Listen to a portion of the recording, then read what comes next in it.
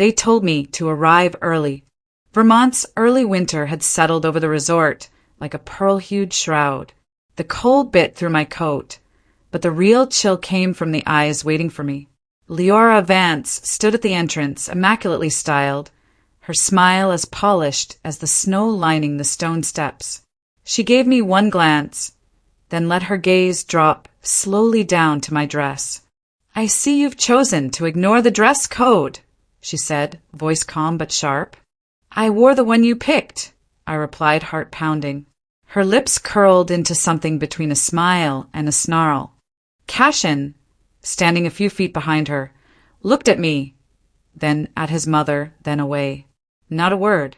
Celine brushed past me in a flurry of lace and perfume. "Stunning," she said to Leora, eyes sliding over me like I was smudge on glass. "Hope everything goes perfectly today." Someone ushered me inside with a smile that didn't reach their eyes. "Please wait in the guest suite, Mrs. Vale. We want you to be well rested." No one said hidden. They didn't have to. Talia, bridesmaid, once my friend, stood nearby. I tried to meet her eyes. She looked at her shoes instead. Inside the suite, floral arrangements sat too close to the fireplace. Music echoed faintly from a distant ballroom. I was alone, surrounded by luxury, feeling nothing but cold suspicion rising beneath my skin. A month ago, Leora had handed me that exact dress, holding it out with a look that made it seem like a gift. "This will be perfect for the photos," she had said. I believed her, or maybe I had just wanted to. But today, the dress became a weapon. I sat on the edge of a too-soft sofa, watching a bridesmaid pass by with champagne. No one looked twice at me. I wasn't part of the plan. I was a detail to be brushed aside. Leora re-entered, slow and poised. "This isn't your day. Try not to ruin it." Her voice was honey over ice. Then she reached for my phone. "For the aesthetic," she said. "We're asking everyone to keep devices away. Keeps the photos clean." I hesitated, but Cashin was still outside, still silent. I handed it over. That's when I noticed the photographer actively avoiding me, turning, redirecting, skipping over. I looked toward the garden, through the suite's frost-edged window. Cashin was talking to someone. My father, Rowan Hale. Estranged. Cold. Why now? I turned back, toward the room. Something wasn't right. Pressure bloomed low in my belly. Sharp, then dull, then sharp again. No, not now. I stood, one hand on the wall. The contractions were faint, but there. Where was my phone? Gone. I opened the drawer. Empty. I tore through the bag they let me carry. Nothing. I walked to the door. Turned the handle. Locked. Hello. My voice cracked. Is anyone there? No answer. I knocked harder. Then louder. Please. A shuffle outside. I peered through the crack beneath the door. Black shoes. A cart. A janitor. Ezra. He looked up. We locked eyes. He walked away. I stumbled backward, breath catching. Cashin once told me, during a fight, that his mother cared about how things looked more than how they were. I thought it was hyperbole. I slammed my fists against the door. My wrist stung. I screamed. No one came. Contractions were closer now. Desperate, I looked around. The curtains. Metal rod. I yanked it free. Heavy. Cold. I wedged it under the door frame. Pried. It budged. A breath of hope. Then, click. A heavier lock slid into place. Behind the frosted glass, a silhouette. Leora. You'll thank me later, she said softly. You almost ruined the only perfect day my daughter ever had.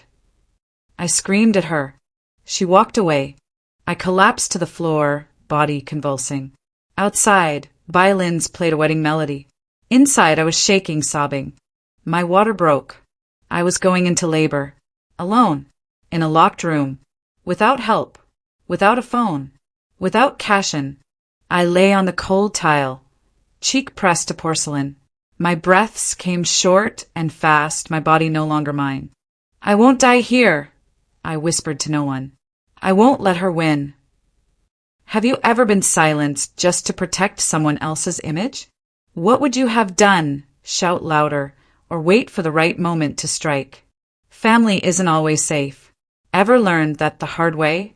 Cashin paced near the back hallway, the hum of violins from the main ballroom twisting into a mocking lullaby. Something felt off.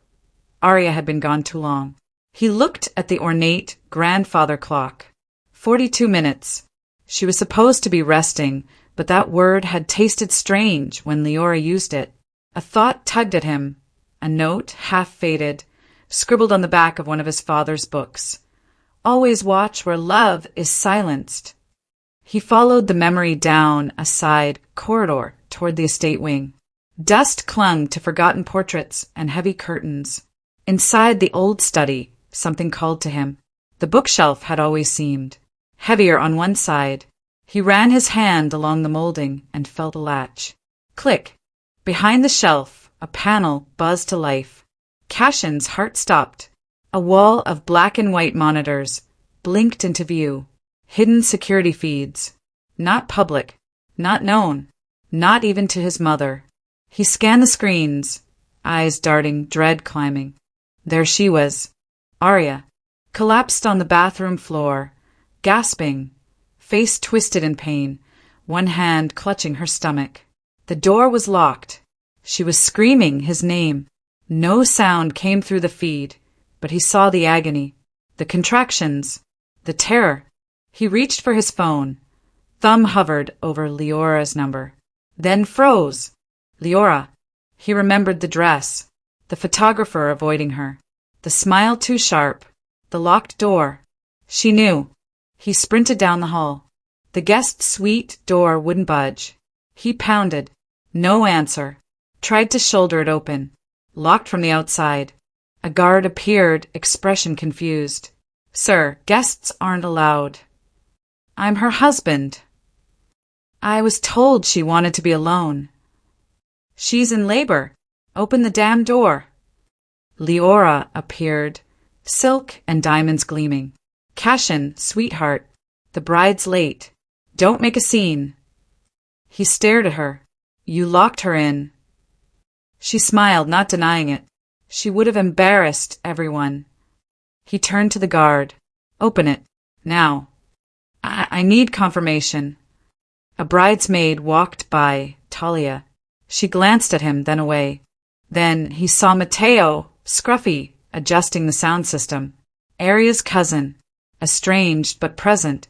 Cashin lunged toward him. Help me. She's in there. She's not okay. Matteo hesitated, blinked, then nodded. Follow me. They crept behind the banquet floor, down the narrow service corridor. Matteo slid his badge. The lock clicked. Stop! Leora's voice was shrill. She grabbed Cashin's arm. You're ruining your sister's wedding. Cashin shoved her hand off. You already did. He burst into the suite. Aria lay in a pool of fluid and blood, eyes closed, face pale. She still held the curtain rod like a sword. A warrior fallen. Cashin dropped to his knees. Aria, please. Matteo called 911. Voice cracking as he relayed the emergency. Leora stepped forward, flustered. It's a misunderstanding. She was just resting. Cashin rose, body shaking. Touch her again, and I swear. Sirens echoed outside. The EMTs stormed in. Cashin didn't move as they lifted Aria onto the stretcher. Her face twitched, but she didn't open her eyes. Outside, wedding bells began to ring. But in his ears, all he heard was the siren wail. And silence. The emergency room was cold, too white, too quiet. Cashin sat with blood on his hands, hers, not his. The waiting room lights flickered softly above him. He kept seeing her face on that floor. A memory from years ago surfaced. His father, firm but warm. Real men protect. They don't excuse. A doctor approached. We need to act now. Preeclampsia. Emergency cesarean. We've stabilized her, but she may not remember much when she wakes. Cashin nodded. Do it. Save them both. The doctor left. He buried his face in his hands. Matteo appeared beside him, holding something small metal. A flash drive. I pulled a copy of the camera feed. Before she wipes it. Cashin took it. Cold. Real. Truth in his palm. What now? Matteo asked.